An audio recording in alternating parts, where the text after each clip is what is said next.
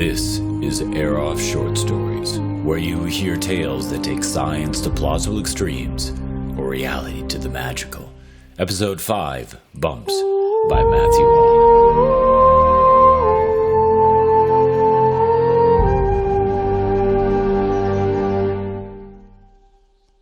Welcome. I'm Judah Mahay, your host. If this is your first time listening, then thank you, and I hope you return to enjoy more of the stories we discover.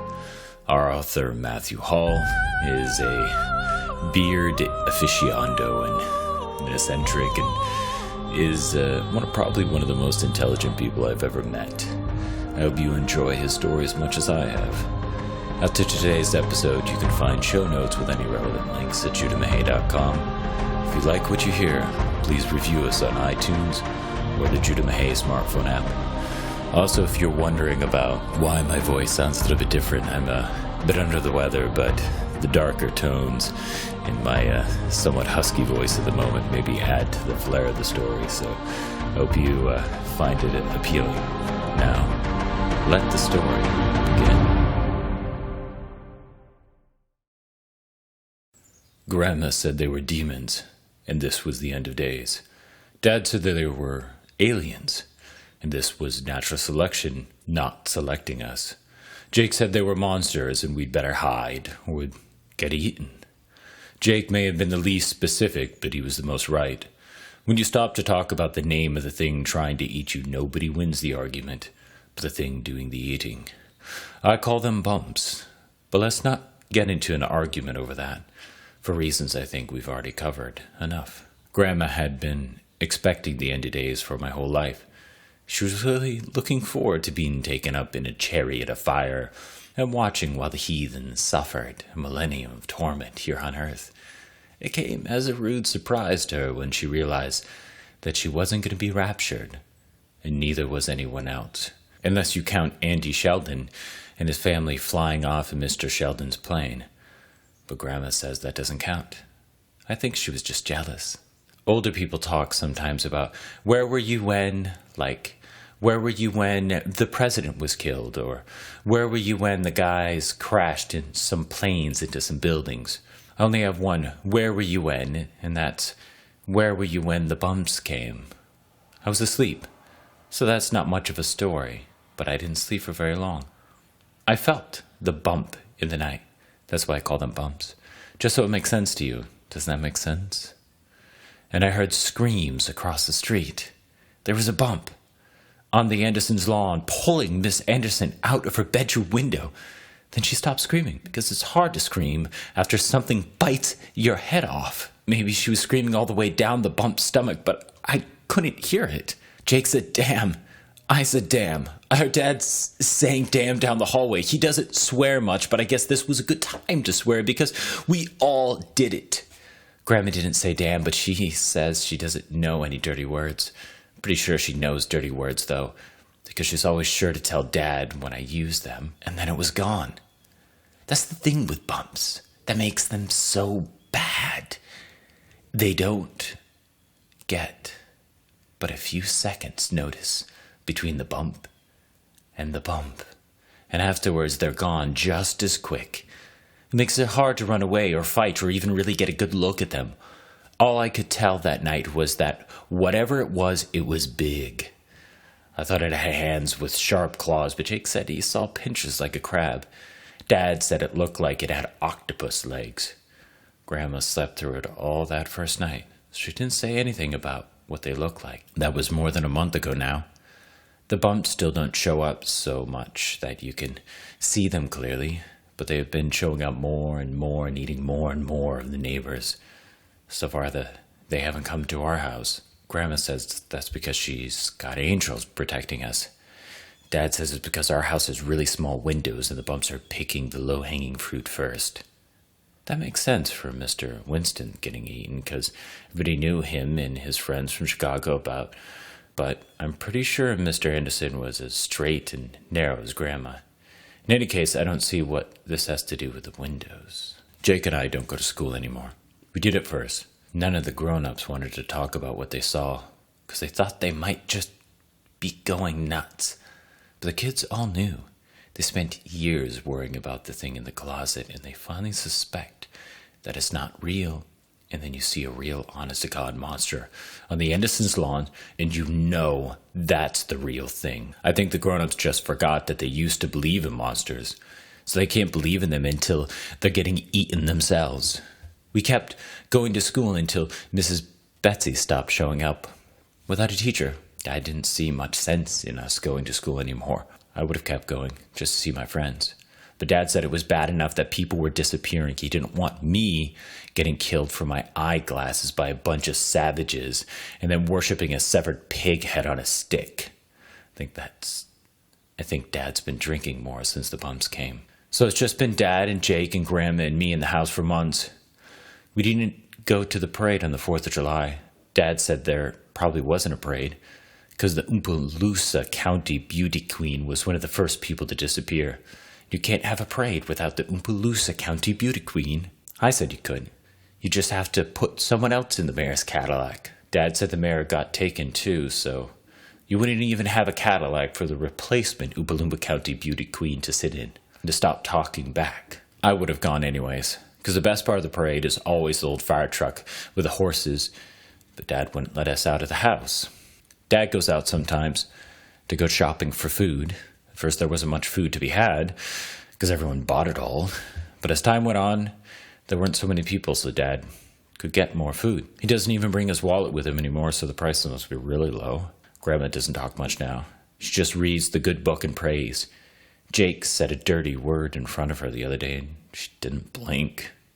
She doesn't eat much unless Dad or Jake sits with her and reminds her to keep eating. She's not praying for angels anymore. Now she cries while she sleeps and just asks God for deliverance from tribulation. Dad says Grandma's getting ready to go to heaven the hard way if she can't get herself raptured. I think the hard way has something to do with camel's eyes, but Jake says it means she's going to get herself eaten by a bump. Jake says don't listen to Grandma. She's gone nuttier than a squirrel poop. Dad says don't disrespect Grandma, but he doesn't say it like he means it anymore. I think he thinks she's gone nutty too. I think she's gone nutty, but I don't think she's the only one. Dad didn't come back yesterday. He said he was going to the Safeway for more food. That usually only takes an hour or two. It's been gone a whole day. He went out at noon, and the bumps only come at night, so he couldn't have gotten eaten. Not in the daylight. Jake says don't worry, but I can't help it. If something gets eaten by a bump, you know they're gone, and it's real quick. So it's not too bad as far as dying goes, but if something happened to Dad, he can't make it home. It might be worse. He might be out there somewhere worried about us. He doesn't have Jake to help him like I do. He might be hurt. He might have to run into someone mean in the Safeway, someone mean enough to hurt him. Dad said people are real monsters anyway. He said the bumps are hungry, but people can be evil. Jake says he has to go out for food if Dad doesn't get back soon. I have to take care of Grandma until he gets back. I can talk to Grandma, but she just stares at the wall now. She doesn't read anymore or even pray. Jake says he's got cat tonic, which I think is like medicine for cats, but that doesn't make much sense. Usually Jake makes sense. Jake had to carry Grandma to and from her bed the last couple nights. I can't do that, so Jake is going to leave Grandma in bed when he goes out. I just have to keep her company, he says. And pray for her, so she can't do it herself. I'd rather pray for Dad, because he might still come back. It's hard to keep talking to someone who can't talk to you. Just have to keep making more words come out, and when you run out of ideas, because you can't talk about what they said because they're not talking. Grandma wasn't good at talking even before she took the cat tonic. Jake's not back yet either. It's nighttime. Jake's not back. And I'm in charge of Grandma, and it smells like she needed to go to the bathroom a few hours ago, but I can't carry her there like Jake can, and I'm scared, and it's dark, and it's easy to be brave with Jake around because he's strong and smart, and he knows what to do all the time. I want to hide under my bed, but Jake said to stay with Grandma until he gets back. I saw one. I heard the bump outside. I looked out Grandma's window, even though Dad and Jake both say not to look, because the bump might see us next. It wasn't eating anyone. I don't think there was many people left to eat. It was just standing in the street, looking around. Jake was right at his pictures. I hope Jake's okay. Wonder if he's seeing a bump too. He would like to see it, because he'd know he was right about the pinchers. I'll tell him when he gets back. The bump stood there for a long time. I think it was all night, but Dad says I'm not old enough to take care of a watch, and the clocks all stopped working last week, and the electricity shut off, so I'm not sure. Jake his watch. I hope Jake's okay. I fell asleep before the bump went away, and I didn't wake up until it was daytime again. Grandma smells worse now. I want to leave. I want to go find Jake and Dad and go somewhere that there aren't any bumps. I hope there's somewhere with no bumps. I'm glad Jake's okay. He said he lost track of time, which is silly because he's got a watch, like I told you, and he didn't want to go outside at night, so he found a place to hide from the bumps for the night. He says he knew I'd be okay because I'm brave. I don't think I'm brave, because I was scared all night. But Jake said that I was brave to stay with Grandma and not hide under my bed. So Jake hid in the basement, and I hoped I was okay while I was hoping he was okay. Jake hasn't been out all night again. He says he's been extra careful so I don't have to spend the night alone. Jake says he's been planning how to get us out of town. He says we can find a place with no bumps. He says tomorrow we have to move out. I don't want to leave our house, but Jake says we need to. Jake knows what to do. Grandma gets to stay because she's finally got to go to heaven. I didn't hear any bumps last night. I didn't hear anything. Out here in the country, there's no cars, no trains, no music. Jake and I slept in the car. Jake drove. Even though he doesn't have his license yet, he says the police can pull him over if they want to. I don't know where we're going. I don't think Jake does either. Just away. Somewhere safe. Somewhere with no bumps. Somewhere. Anywhere. Jake. Bump. Bump. Thank you for listening to Bumps by Matthew Hall. If you enjoyed what you heard, please rate us on iTunes, or if you listened from the smartphone app, you can leave a review on the App Store. This will help other people find us. Just as a reminder, show notes are at judahmahay.com. We hope you return to discover new worlds and ideas outside our current reality.